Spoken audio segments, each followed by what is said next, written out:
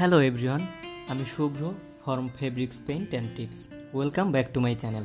চলুন চেষ্টা করে দেখি কাপড়ের উপরে একটি গোলাপ ফুলকে পেইন্টিংয়ের মাধ্যমে কতটুকু জীবন্ত করে ফুটিয়ে তুলতে পারি। তো চলুন শুরু করা যাক। ভিডিওটি শুরু করার পূর্বে আপনি যদি আমাদের চ্যানেলে নতুন হয়ে থাকেন তাহলে অবশ্যই চ্যানেলটি সাবস্ক্রাইব করে নেবেন এবং পাশে থাকা বেল আইকনটি বাজিয়ে দেবেন। আমি একটি গোলাপ ফুল কয়েকটি পাতা নিয়ে একটি কম্পোজিশন করে ড্রয়িং করে নিয়েছি। তো পেন্সিলের সাহায্যে এভাবে ড্রয়িংটা করে নিয়েছি এবং আমি 3টা তুলি নির্বাচন করেছি। এরপরে আমি ফুলের জন্য লাল, সামান্য হলুদ এবং সাদা মিশিয়ে একটি গোলাপি কালার তৈরি করে নিয়েছি। তো আমি কালারটি ফুলের ভিতরের অংশ থেকে ডার্ক লাইট বুঝে দেওয়ার চেষ্টা করব। তো আমি এটার সাথে সাদা কালারটা নিয়ে নিচ্ছি। আমি সাদাটা খুব পাতলা লেয়ারে গোলাপি কালারটার সাথে মিলিয়ে দেওয়ার চেষ্টা করব। তবে খেয়াল রাখতে হবে যেন সাদা কালারটা বেশি ঘন না হয়ে যায়, তাহলে পেন্টিংয়ের সফটনেসটা হারিয়ে দেবে।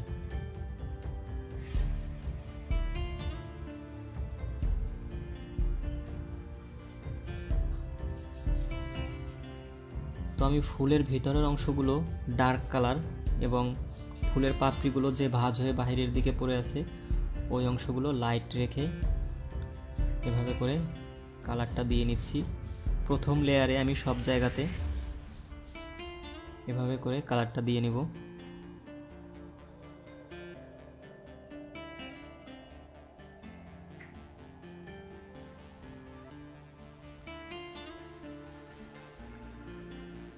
ফুলের প্রতিটা পাপড়ি লাইট এবং ডার্ক দেখে বুঝে বুঝে এভাবে করে কালারটা দিয়ে নিতে হবে। প্রতিটা পাপড়ি ধরে ধরে কাজ করতে হবে। ভিডিওটি বুঝতে যদি কোনো সমস্যা হয় তাহলে কমেন্ট বক্সে জানাতে পারেন। এমন নিত্য নতুন ডিজাইনের ভিডিও পেতে আমার চ্যানেলটি অবশ্যই সাবস্ক্রাইব করে নেবেন, লাইক, কমেন্ট এবং শেয়ার করে আমাদের পাশেই থাকবেন।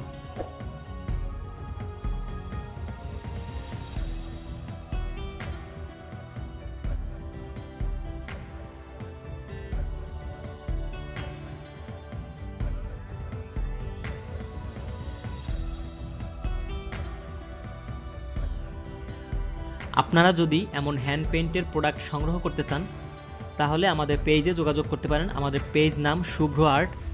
আমি পেজের লিঙ্কটি ভিডিও ডিসক্রিপশনে দিয়ে রাখবো। তো এভাবে প্রথম লেয়ারে ফুলের কাজটি শেষ হয়ে আসার পরে সেকেন্ড লেয়ারে সেম ওয়েতে প্রতিটা পাপড়ি দেখে দেখে ডার্ক অংশ এবং লাইট অংশগুলো বের করে দিতে হবে, তাহলে ফুলের কন্ট্রাস্ট বেরিয়ে আসবে এবং ফুলটাকে প্রাণবন্ত মনে হবে। তো আমি ডার্ক জায়গাগুলো ডার্ক করে দিচ্ছি এবং লাইট জায়গাগুলোতে আরও লাইট বের করে নিয়ে আসার চেষ্টা করতেছি।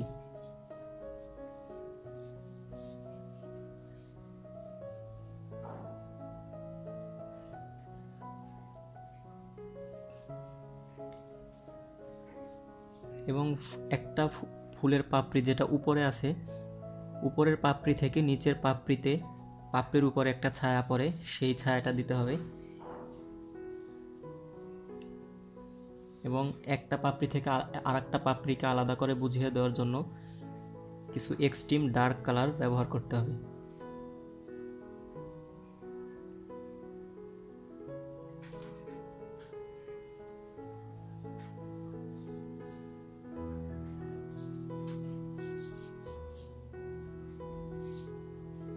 তো আমি বেশ বুঝে বুঝে ফুলের লাইট জায়গাগুলো রেখে আর ডার্ক জায়গাগুলোতে ডার্ক কালারটা দিয়ে নিচ্ছি।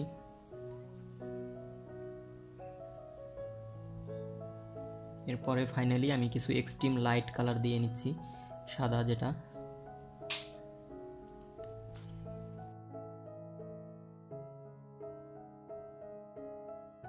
তো এর মাধ্যমে আমি ফাইনালি ফুলের কাজটি শেষ করেছি। এবার আমি পাতার জন্য একটি পাতার যে ডার্ক কালারটা থাকে, ডার্ক টাইপের পাতার কালার নির্বাচন করেছি।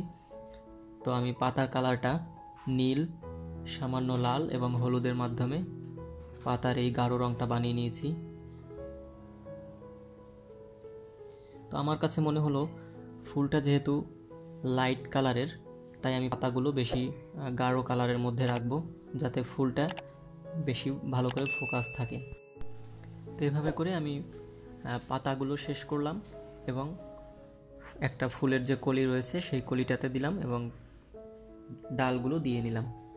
তো এখন যেটা হয়েছে, আমার ভিডিও চলাকালীন সময়ে হঠাৎ করেই ক্যামেরাটা বন্ধ হয়ে গেল, যার কারণে আমি ওয়াশের কাজটা দেখাতে পারলাম না।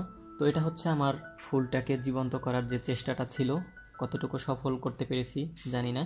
তো আমি চেষ্টা করেছি একটু জীবন্ত করে ফুটিয়ে তোলার জন্য ফুলটাকে। ফাইনালি আমার ফুলটা দেখতে এরকম হলো।